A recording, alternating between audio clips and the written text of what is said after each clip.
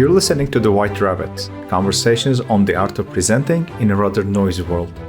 Your hosts are Matt Krause and Alper Rozanes. Matt helps leaders of international companies speak, write, and present with confidence. Alper is an author, communications trainer, and a startup investor with a diverse portfolio of companies in Barcelona. If you like this podcast, please share with your friends and colleagues. Now, on to Matt and Alper for today's conversation. So one thing that I'd like to dig in deeper on is kind of a bigger picture.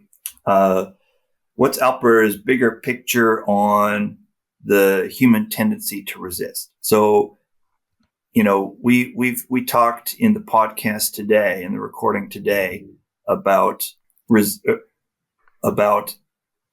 anticipating points of resistance when you are preparing a presentation. That's a pretty specific point of view, or a pretty specific perspective. Let's get bigger picture on it. What do you think about? Okay. Yeah, the general human tendency to resist. What are your thoughts on that? Well, first of all, I think I'm a very resisting person. Okay. Resisting as in my initial response to any proposition thrown at my way is, okay, first of all, do you have the data to back that up? Mm-hmm. Do you have proof?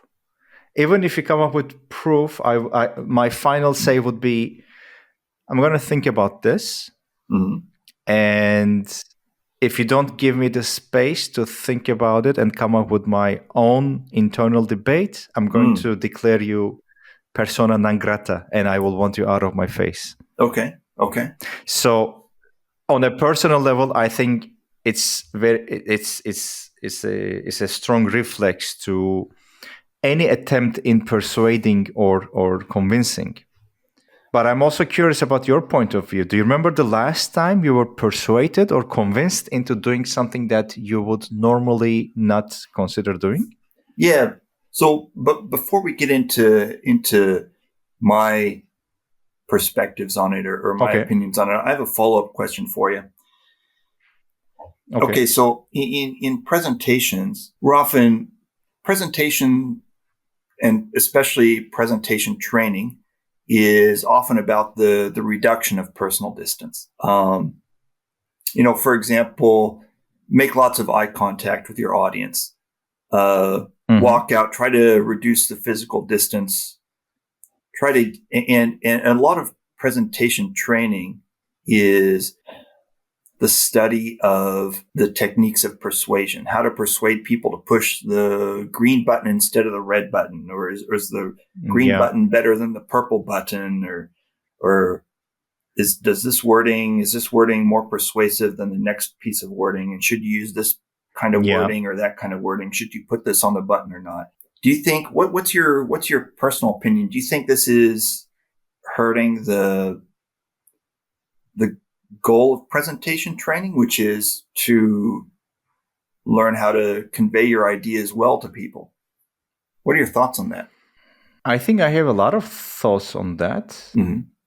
And you're absolutely right to point out that most of the not literature, but most of the content out there is about how to persuade, how to convince. Mm-hmm. It immediately reminds me that it creates a sensation in me that just because something is widely talked about or even believed in doesn't make it accurate or right. I mean, think about a time in the world where we used to think that the Earth was flat. Mm-hmm. I mean, that may sound like a far-fetched argument, but when you think about it, or at least when I think about it, it's actually one of the reasons behind questioning everything, including your point of view, your proposition, not as Matt, but as a presenter that you're throwing my way. And also holding a mirror to myself and analyzing my point of view and my proposition. By the way, I'm also holding a mirror to this proposition that I'm making during this recording about not persuading people, about not trying to convince them, and using resistance from the audience as a good thing. okay, let's try to punch holes in that too, because this is my proposition. It doesn't mean that it's correct outside my own brain, outside my own mind. It's something that I feel more strongly towards, but of course it's not carved in stone that this is how it should be, and everybody should stop persuading people, stop trying to persuade people, and have conversations with them. It's just one point of view, which happens to resonate with me more and when I look at my experiences, it has started serving me much better than trying to deal with potential resistance in the first place and anticipate them and trying to remove them. Again, this is I'm going to bring up Blair Enns again. This is kind of the Blair Enns day for me. So Blair Enns said, he talks about the importance of being present and not giving a presentation or presentation or conversations, not presentations. And if you're at a party and you're having a conversation with somebody, keep in mind that a lot of presentation training is about the reduction of personal distance, the manipulation of another's activity. This is not how you act at a party. A reduction of it or using it? The use of manipulation. Just to clarify. So the reduction of personal space and the manipulation of another's decision. So, or the ability to manipulate another's decision. This is what a lot of presentation training seems to be based on. And this is not how a normal person acts. If you're at a, hopefully not. They do actually. That's why there are manipulative people. True. But the thing is, if you're at a party and somebody acts like this, you walk away from them and you talk to somebody else. I guess the equivalent of doing that if you're in a presentation is to take out your phone and check Facebook or scroll through Instagram or something like that. But this is not the way that normal humans act. If you're at a party and and you put out an idea and somebody says, that's an interesting idea, but I need some time to think about it. You don't say, hopefully not. You don't say, no, you can't think about it. You have to say yes or no right now. Yes. But in a lot of presentation training, there's pressure to teach people how to do that. Maybe not to say that outright, but to do that anyway. Well, full disclaimer, I have been guilty of that too. Guilty of what? In the past. Guilty of A, trying to do that, and B, trying to teach people how to do that. Okay. So I cannot say that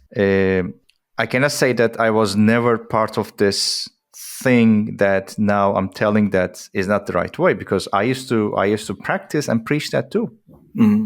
True. Yeah. I used to preach it too. Yeah. Another thing that I was thinking about on this topic of resistance, I was thinking about it this morning, and I was thinking about dogs.